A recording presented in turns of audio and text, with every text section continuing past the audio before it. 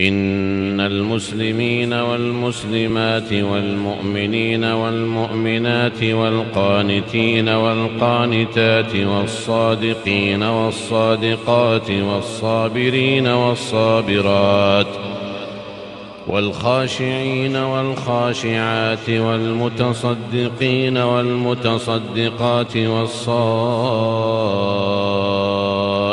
والصائمات